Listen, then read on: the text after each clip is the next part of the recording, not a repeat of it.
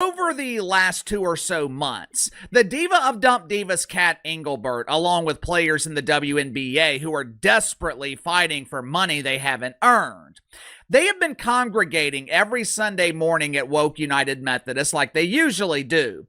But instead of praying to their unrisen King George Floyd and demanding their usual prayer request, chartered flights, an increased supply of Just for Men, complimentary batteries for recently donated dildos, directions for the pot of gold at the end of the rainbow so they can collect $1,000,000 salaries. Instead of their usual request, the WNBA and its players, they have been asking Father George to heal the great white hope, Caitlin Clark. The WNBA was a league on the brink, desperately searching for a savior, and then Caitlin Clark walked onto the court. In just a few short weeks, she didn't just change the game, she rewrote the entire rulebook of sports entertainment. Viewership numbers didn't just climb, they exploded by over 200%. Games were moved to massive NBA arenas just to handle the tidal wave of fans clamoring for tickets. A river of money and media attention, unlike anything the league had ever seen, began to flow. But beneath this glittering surface of success, a terrifying reality was taking hold. The WNBA's entire future, its legacy, and its financial stability had been placed squarely on the shoulders of a single 22-year-old rookie. This wasn't just a sports story anymore, it was the story of a fragile empire balanced on a knife's edge, with league executives holding their breath, petrified of the one misstep that could make it all collapse. Hey, George, it's me, Kathy E! We're in deep shit. The networks are expecting big ratings for the playoffs, and there is absolutely no way these unknown players who think they are stars can deliver. I really need a miracle, Father. Can you please heal the injuries that Caitlin Clark is dealing with? The first cracks in the perfect facade appeared almost immediately, and they were brutal. During a heated game against the Chicago Sky, veteran player Chennedy Carter delivered a vicious blindsided hip check to Clark while she was away from the ball, a shocking cheap shot that instantly went viral and ignited a firestorm online. Just days later, her biggest college rival, Angel Reese, was caught on camera celebrating after she herself committed a flagrant foul against Clark, hitting her in the head. The incident split the sports world in two. On one side, league veterans and old-school commentators dismissed it as a standard welcome to the pros hazing ritual, arguing that every great player must endure a physical trial by fire, but to millions of new fans, it looked like something far more sinister, a coordinated pattern of targeted aggression fueled by professional jealousy and aimed at taking down the league's brightest new star before she could fully rise. The on-court aggression, however, was just a symptom of a much deeper problem. Season. There is absolutely no reason for Caitlin Clark to return. But according to Stephanie White, the head coach of the Indiana Felines, not only is she hoping that Caitlin Clark returns for the playoffs, Steph wants to see the Roo from Waterloo back on the court in the regular season. The question is why? For over 2 decades, the WNBA has been fighting an uphill battle for financial survival. The stories were legendary and deeply troubling, star players earning salaries so low they were forced to play overseas during the offseason, often in unstable regions, just to make ends meet. The league's travel schedule was a grueling gauntlet of commercial flights, middle seats, and airport delays that took a massive physical toll on its world-class athletes. This constant struggle for resources and respectability created a narrative of a league perpetually on the edge of failure. Then, Caitlin Clark arrived, and the spotlight she brought with her illuminated just how vast the disparity was. Suddenly, the league's past financial struggles weren't just an internal issue, they were a national embarrassment, creating a desperate, panicked urgency to modernize overnight. The pressure to fix everything at once was immense, because the world was finally watching. Return to practice. Hell, at this point, I don't even know if she's on the Huffy. Well, KC, don't you mean the treadmill? The WNBA can't afford a treadmill.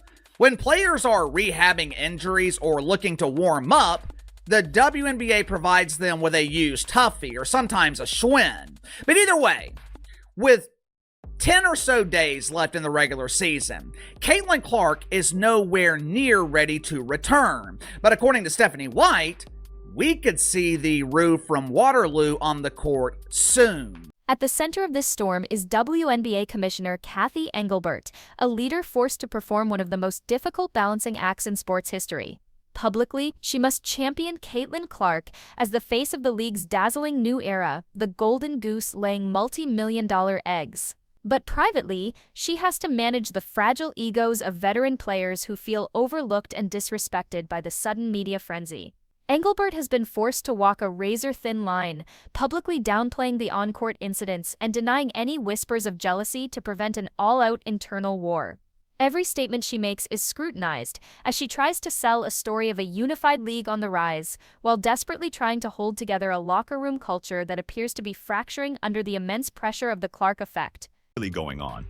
Like I have been telling you guys since July, there is no way Caitlin Clark should return this season. The Indiana Felines are well on their way to being a flaming ass fire. They are barely clinging to the final spot in the playoffs. Sophie Cunningham's out for the season, which means Caitlin Clark would be on the court unprotected. She wouldn't have her bodyguard to protect her from opposing players who like to get physical. Nothing exposed this internal conflict more than the charter jet revolution. For years, WNBA players had campaigned, begged, and demanded the league invest in charter flights.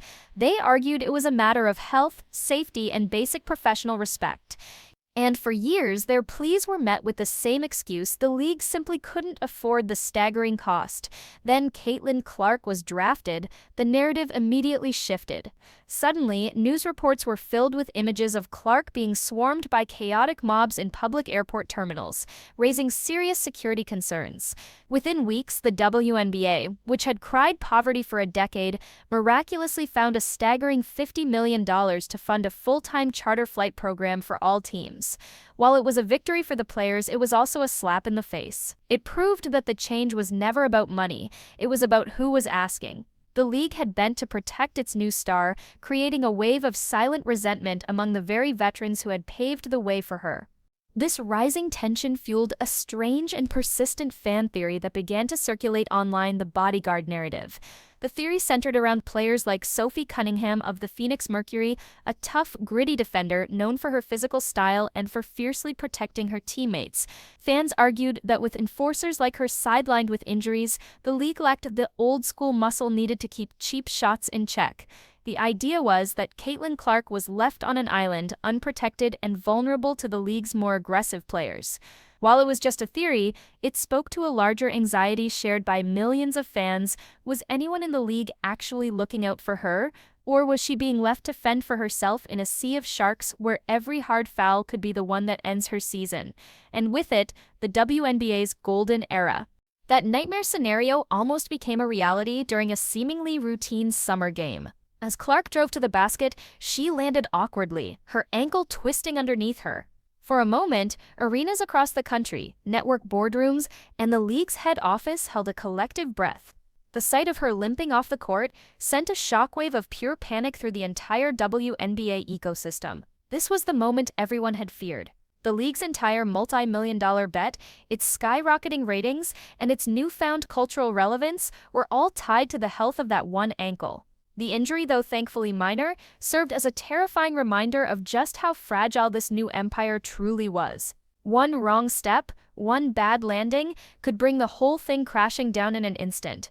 The injury immediately put her own team, the Indiana Fever, in an impossible situation. With the team barely clinging to a spot in the playoffs, the pressure to get their superstar back on the court was immense. The team's coach, Stephanie White, spoke publicly about her hope to see Clark return before the end of the regular season. On the surface, it was a coach simply wanting her best player back for a crucial playoff push.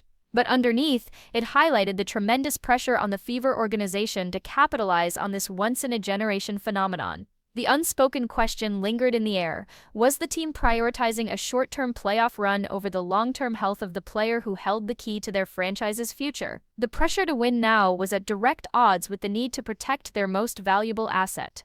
But the most shocking chapter of this saga was yet to come. As the world looked ahead to the 2024 Paris Olympics, it was considered a foregone conclusion that Caitlin Clark would be on Team USA. She was by far the most famous and influential basketball player on the planet. But in a move that sent shockwaves through the entire sports world, her name was left off the final roster. The official explanation from the selection committee cited her lack of professional experience and the need for team chemistry with the established veterans.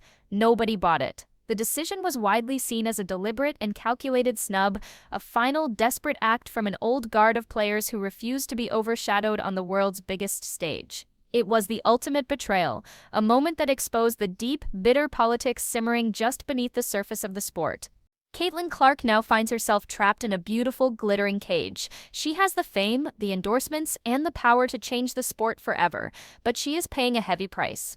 She is a target on the court, a financial lifeline for an entire league off the court, and seemingly an outcast among the very peers she is enriching. The WNBA finally found the hero it had been searching for, but it seems to have no idea how to protect her from the jealousy and pressure that her own greatness has created. The question is no longer whether Caitlin Clark can carry the WNBA to new heights, but whether the institution itself is strong enough to keep from crushing its own savior under the impossible weight of expectation.